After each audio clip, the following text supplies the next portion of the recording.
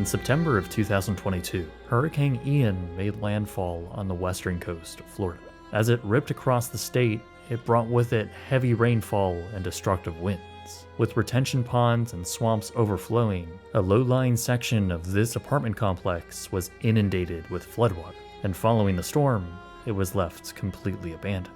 Join me as we explore this untouched apartment complex, find out what remains, and hear from someone who experienced it firsthand.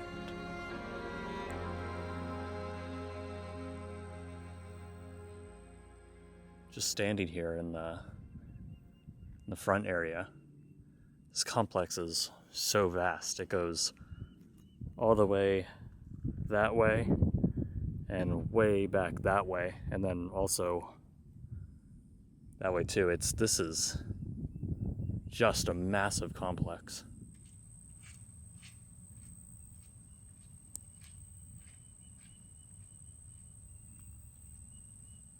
Yeah, look at the overgrowth on the chain link fence too.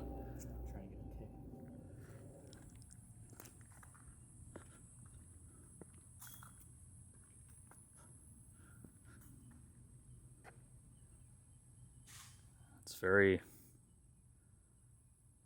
eerie. Then you have all these buildings that overlook it. It's creepy because you can't see inside. The reflection is too great. I wouldn't even know if anyone is in those units right now looking back at me.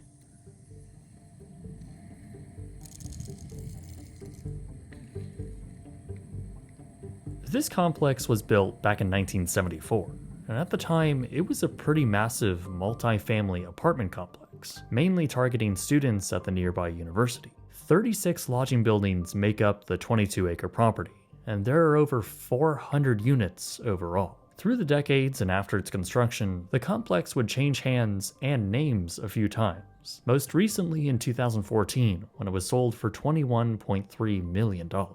Since it was sold, reviews have been mixed, with some claiming that the units are tired and have problems, while others have experienced water issues. Actually, this complex has flooded a few times in the past. Prior to 2022, the property had flooded after Hurricane Irma in 2017. Unbeknownst to Erin Mammel, she moved into the property, never knowing about the potential risk of flooding. I moved in the late summer of 2021. I wasn't warned about flooding, so one of the documents I sent you was this letter that management sent us. It was this whole thing about hurricane preparedness, and it told us not to leave until you get an evacuation notice, and I never got that.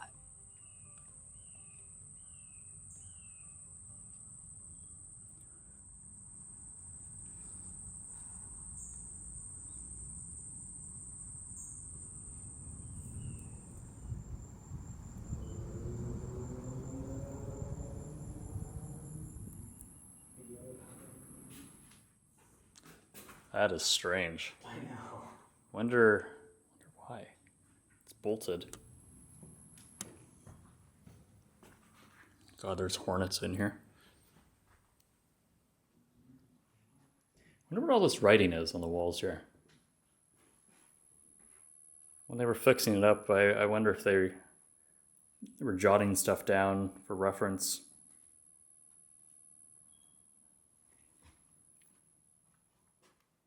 You see it on a lot of units. I wonder what that is. It's your typical abandoned building.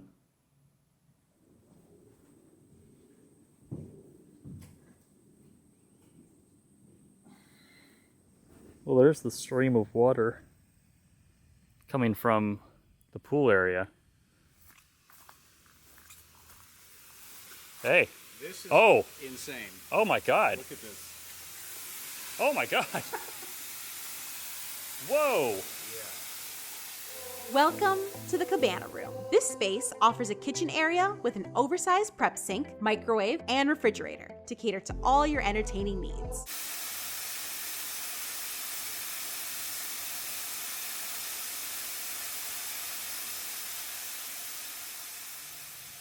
This is the pool area.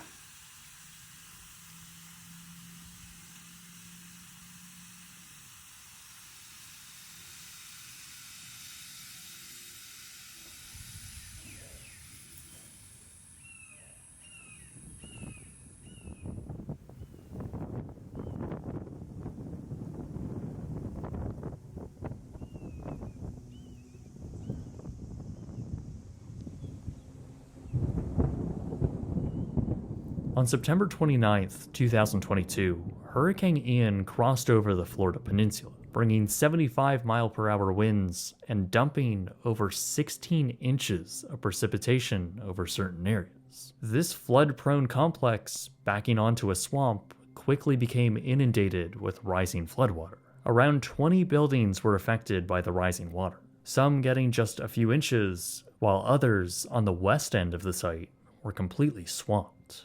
The night wasn't too bad. I didn't lose power until the middle of the night. The morning of, just no power, so just doing puzzles and stuff.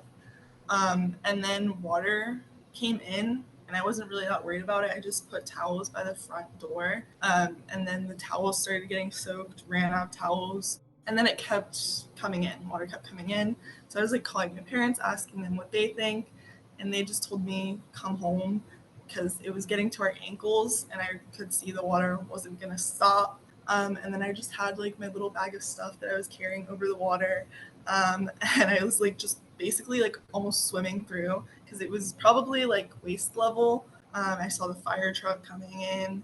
Then we got on the way home messages about an airboat coming in to get people off from the second floor because the stairways were flooded. Water rose as high as 7 feet in some areas, creating a deadly situation for those who lived in those apartments, while their cars outside were completely submerged. All the way down there, just people, when they left the building, they abandoned their vehicles. Now they've just been sitting here. Car right here. Oh God, look at the...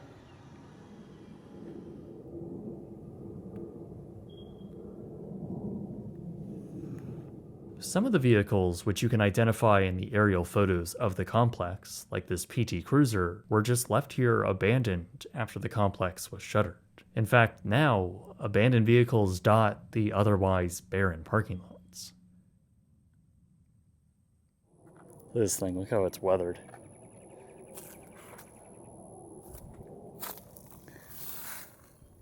Condensation in the windshield. That looks so cool. There's literally water sitting in the middle of this.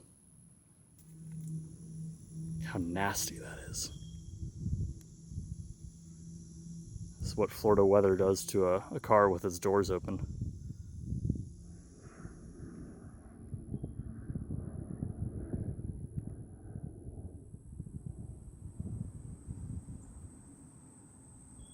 This is the lowest lying area of the whole complex, and the buildings surrounding us got the worst of the flooding. The current conditions within them are nothing less than extremely toxic. Wow. Look at this.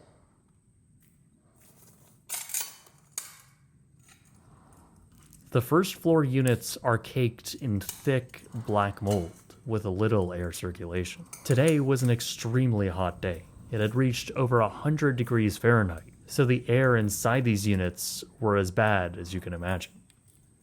That is an insane amount of mold. You could actually see the water line. See it right there, right on the building? That's pretty crazy. That is so high. That is... I'm standing right here, and that is fully above my head.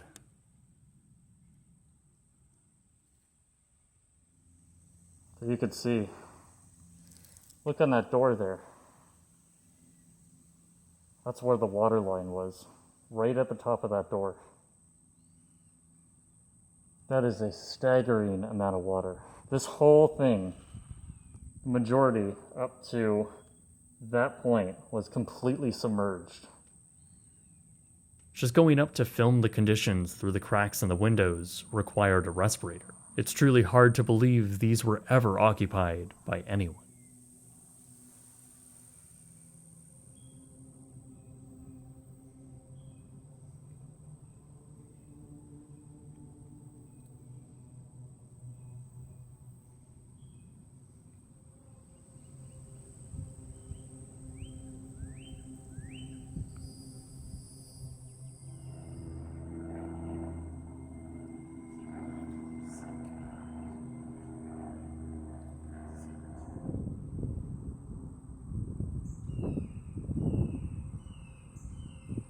There's such a vibe with Florida abandoned places, especially newly abandoned places.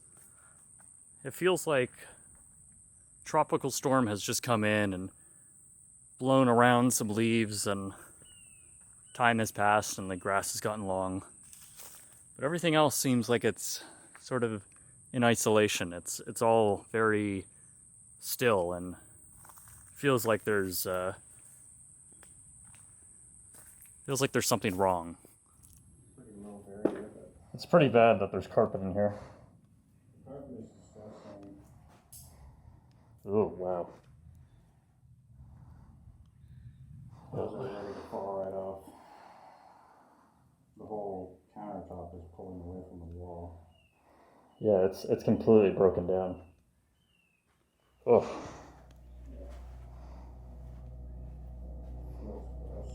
Man, the one photo hanging on the wall there.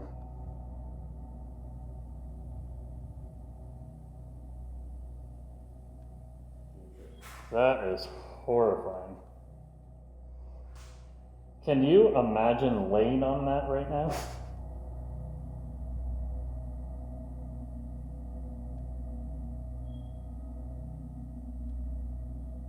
Look at this. It's still on. It's set to 67 degrees and it's 85 degrees in here right now.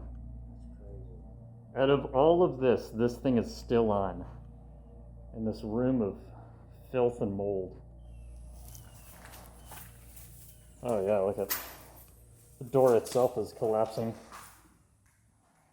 Ooh. Giveaway. Wow.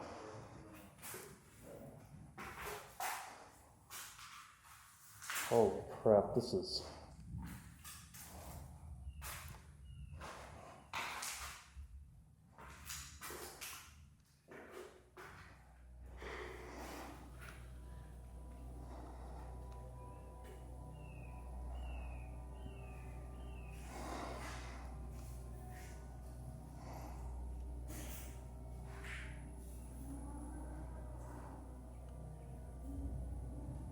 This all reminds me a lot of Katrina. Even being in Six Flags New Orleans, this very clear, signifying line of where the water was.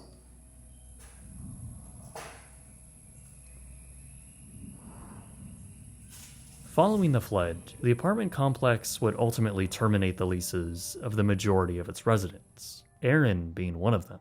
I think all the complex did was have their one of their managers go around on a golf cart giving out McDonald's food as we were all cleaning out our moldy apartments, which nobody really wants McDonald's. They sent us a document. They say you must sign this if you paid your October rent to get that back, and for everybody to get their security deposit back. And then in the actual document, it said that you can't make negative or disparaging statements about the complex. Then they sent out another document saying that's not true. There was misunderstanding. People will get their October rent back no matter what. And everybody's going to get their security deposits back. And then they changed the document. And then it's really sad because there was so much stuff in there that I can't get back. My grandma's table, old photo albums, which were like from my mom, like vintage photos that, I don't have anywhere else, are destroyed. It wasn't like just college living apartments. It was families lived there. So it really sucked. It wasn't like these were just little dorms where you don't really have that much stuff. It was pretty sad. A lot of people's homes were destroyed. So it just makes me sad. After spending hours here, then hearing the stories of those who lost so much while living here, it's hard not to feel a sense of emptiness. Despite the disaster happening just a few years ago, the scars and the lasting impact of the flood is all too prevalent. And seeing the once pristine apartments now turn to moldy, toxic messes, well, there just really isn't much of a future. In fact, the city has already approved the development of a new apartment complex to partially occupy the site. So it looks like this complex, now sitting in a limbo state, will finally cease to exist. My name is Jake, and thank you very much for watching.